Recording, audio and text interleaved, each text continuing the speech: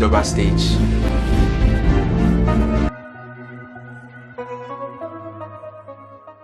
Alright, welcome back. We are learning to discover the true definition of marriage. Let's look at the second and last component of marriage.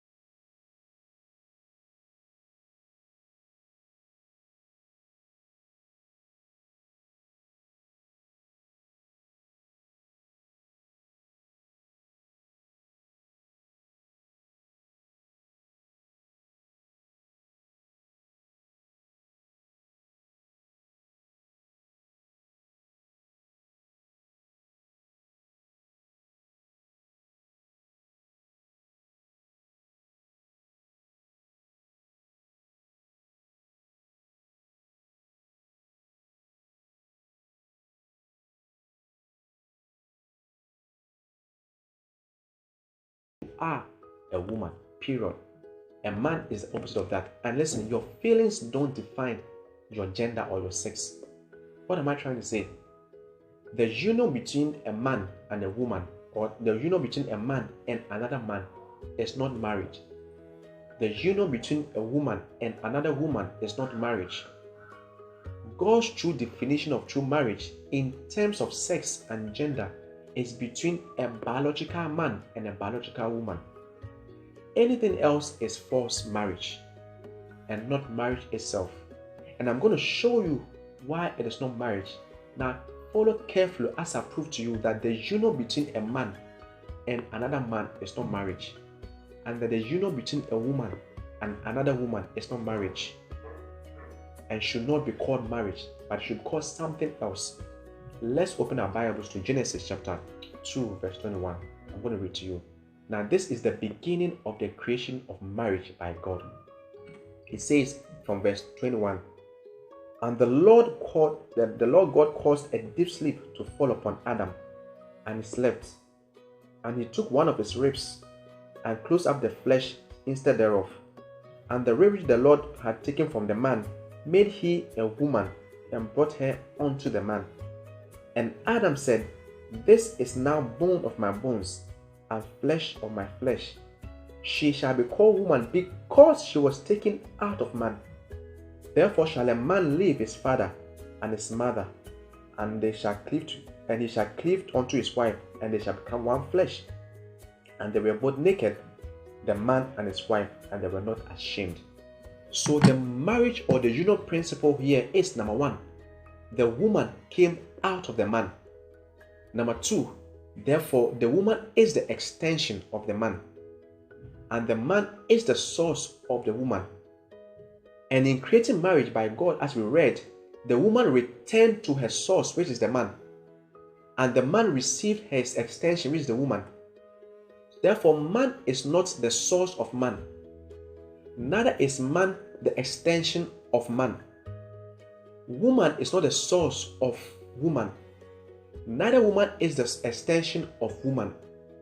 So for marriage to be fulfilled, it would have to take the source, which is the man, receiving his extension, which is the woman, and the two shall become one flesh again. Oh boy, if you missed me on this, get a pillow and start sleeping.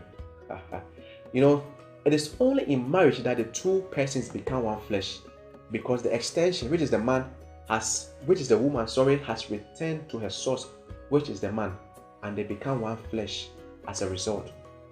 So mathematically, true marriage in terms of sex and gender is the source plus the extension equals marriage equals one flesh.